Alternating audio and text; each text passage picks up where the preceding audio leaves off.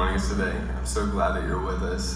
Today what we've been doing is we've been talking specifically about mental health, but also the stigma that comes with this topic. In our culture, but I think especially in the church, oftentimes it feels like the topic of mental health is taboo, and I'm curious, why do you think that is? Why is it hard to talk about? Broadly speaking, I think mental health has been difficult for people to understand, and that it's a long-standing history. So in this country, and actually globally, you see people with mental health problems as being portrayed as very odd, unusual, people sometimes being violent because they have mental health problems. And because of that, there's been a lot of withdrawal from those individuals. There's a lot of fear that I think the general public has, or has had, because of people with mental illness. And it's simply because they don't understand what's going on. I think we see individuals who believe that their immoral behavior or sin has caused their mental health problems. So they don't want to talk about it, because then they also have to talk about the sin that supposedly caused the problems too. And so there's a lot of silence there. And then in general, there's a lot of shame, I think, in the Christian community when we have mental health problems, because we assume that our faith should make us better, right. And there's a lot of pressure that we put on ourselves, that we're not good Christians if we're not healthy. And so that lack of transparency, I think, is the result of feeling that shame. So in recent years, there's been a lot more sensitivity, not just in the general public, but also in the church, toward people with mental health problems. I just think there's still some work to be done. There's still some misinformation out there that's leading to that stigma lingering around a little bit. So let me ask you this, for those of us in the room who may not know or understand the data around how prevalent this actually is, can you give us some insight into exactly what we're talking about? Roughly 46% of the American population will experience some type of diagnosable mental health problem in their lifetime. So that's pretty close to half the population. Right now, about 1 in 5 adults will have some type of mental health disorder in a year's time frame, and 1 in 6 children, so ages roughly 6 to 17, minors, will have some type of mental health diagnosis within a year's time frame. People who have a mental health disorder typically live significantly less long than those who don't. So there's a 25-year difference that we see.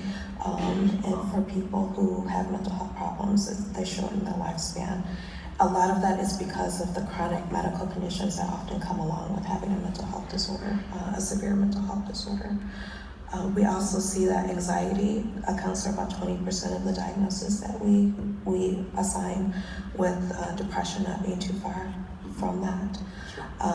There is no significant difference in terms of the occurrence of mental health problems from those in the general public to those who are in the church. And so your faith doesn't fix you, in that regard.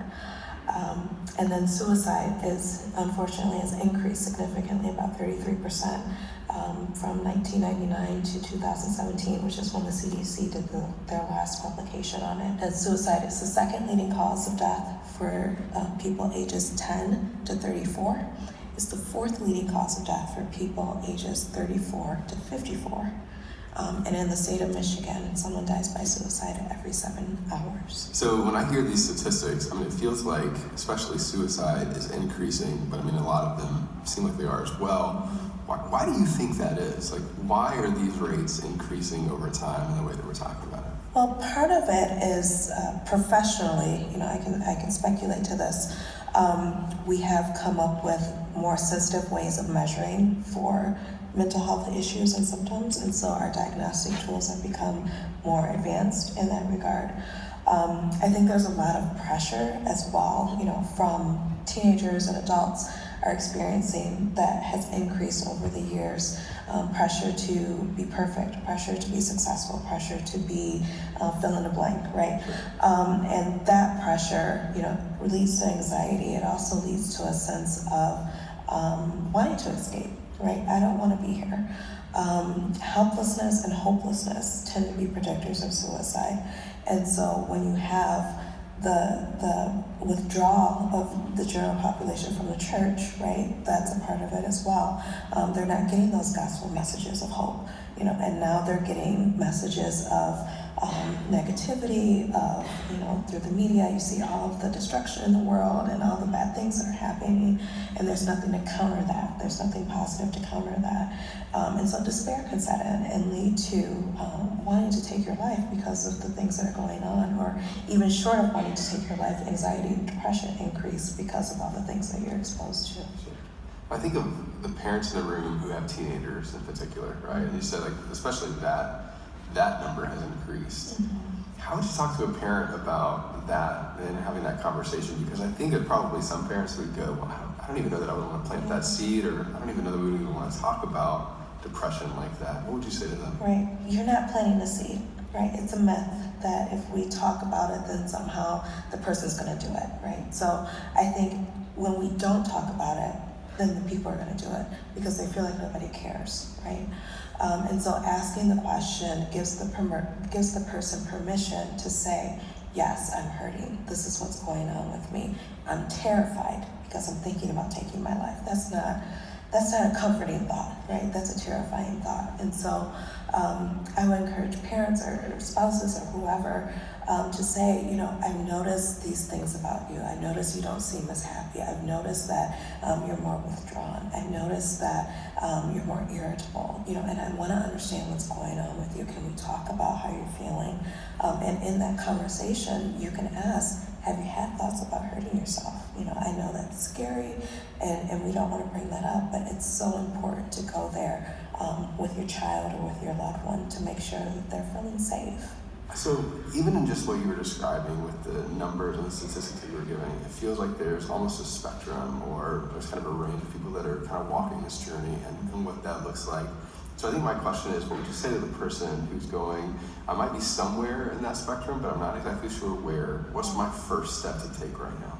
I think being honest with yourself about what you're experiencing and what you're feeling, being vulnerable, not being afraid to be vulnerable. I think denial is a very comfortable place to be. And sometimes we get lost there, and we even minimize to ourselves what we're experiencing, and we put on this front that things are going so well and we're feeling good, but really on the inside we're not feeling great. And so being vulnerable enough with yourself to say, I need help, I'm not doing okay. And then closely following that step would be the next step of then finding a person to talk to, taking that courageous step and saying to someone that you trust, a safe person, I'm not okay and I need help. I think if you can have someone to walk along with you during that journey, it makes a huge difference in terms of your outcome and your healing process. That's great. Dr. Carter, again, thank you so much. You're welcome.